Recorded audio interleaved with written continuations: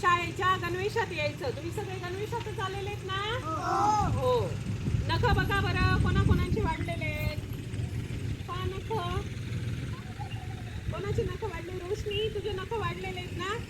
वाढले की नाही? नेल कटरने आज संध्याकाळी घरी गेल्यावर ते नख कापायचे. पायाचे पण कापायचे आणि हाताचे पण कापायचे आणि कटिंग पण करायची बरं का तू. हा, ते केस वाढलेले आहेत, कटिंग करायची.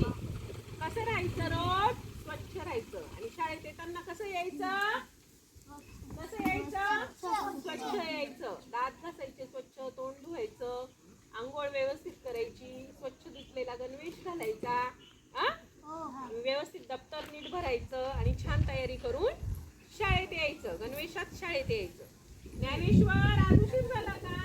उशीर आला का बरं? बघा, याने शाळेचा ड्रेस घातलाय का रे? हा शाळेचा ड्रेस आहे का आपला?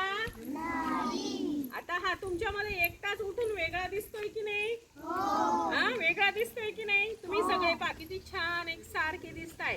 आणि ज्ञानेश्वर कसा दिसतोय? वेगळा. चांगलं वाटतं का असं? नाही. कपडे केव्हा पण धुवायला टाकायचे का? नाही. एकदम संध्याकाळी गेल्यावर पटकन आईला ड्रेस धुवायला लावायचा. किंवा तुम्ही पण आता मोठे 3री 4थीची मुलं, तुमचा ड्रेस तुम्ही धुवून वाळत घालून द्यायचा. आणि मागच्या वर्षाचे पण ड्रेस आहेत की नाही तुमच्याकडे? ते पण शिवून घ्यायचे, बटणं लावून घ्यायचे, ते पण ड्रेस वापरायचे. असं शाळेच्या वेळात ड्रेस धुवायला टाकायचा नाही. आणि वेळेवर शाळेत यायचं आणि ड्रेसमध्ये शाळेत आहे ना. शाळेचा ड्रेस घातल्याने सगळे एकसारखे दिसतात. शाळेची जी शिस्त आहे ना, आणि छान दिसतात तुम्ही सगळे एका ड्रेसमध्ये, शाळेच्या ड्रेसमध्ये. आणि बाहेर पण तुम्ही कधी कुठे खेळायला गेलो तर शाळेच्या ड्रेसवरून तुम्ही विद्यार्थी ओळखले जातात की नाही? हे जिल्हा परिषद शाळेचे विद्यार्थी आहेत, पटकन ओळखले जातात की नाही? म्हणून शाळेच्या ड्रेसमध्येच यायचं. आता उद्या ज्ञानेश्वर शाळेच्या ड्रेसमध्येच येशील का? केव्हा पण ड्रेस धुवायला टाकशील का? नाही. आजच्या दिवस बस, पण उद्या मात्र कसं यायचं? शाळेच्या ड्रेसमध्येच यायचं. कोणी शाळेची शिस्त, कोणी शाळेचे नियम मोडायचे नाही.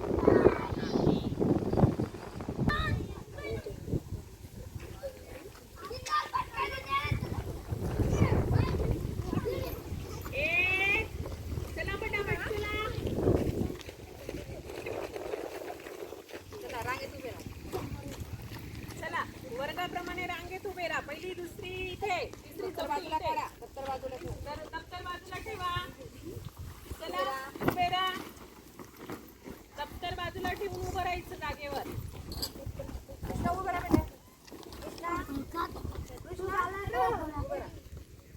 सरळ उभं राहायचं. एका हाताचं अंतर घ्या. चला एका हाताचं अंतर घ्या. एका हाताचं अंतर. इतका मोठा हात आहे का तुझा? सरक पुढे थोडासा. अरे वा ज्ञानेश्वर, आज ज्ञानेश्वर लवकर आला. ज्ञानेश्वरने आज सूचना पाळली है ना. त्याला काल सांगितलं होतं आपण की उद्या लवकर आहे आणि शाळेच्या ड्रेसमध्ये ये. जुना ड्रेस आहे का ज्ञानेश्वर हा तुझा? हो, मग त्याला थोडंसं शिवून घ्यायचं बेटा. आणि रोज ड्रेसमध्येच यायचं. अरे वा, आज सगळ्यांनी ज्ञानेश्वरसाठी टाळ्या वाजवा बरं. त्याला थोडं लांबून यावं लागतं. लांबून येतो की नाही तो? वेळेवर तो आज आला. त्याने सूचना ऐकल्या आणि त्या पाळल्या की नाही? ज्ञानेश्वरसाठी जोरात एकदा टाळ्या वाजवा सगळेजण.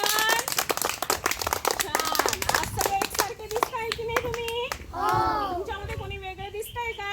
नाही. सगळे शाळेच्या ड्रेसमध्ये दिसताय. म्हणून सर्वांनी सर्वांसाठी टाळ्या वाजवा एकदा जोरात. छान.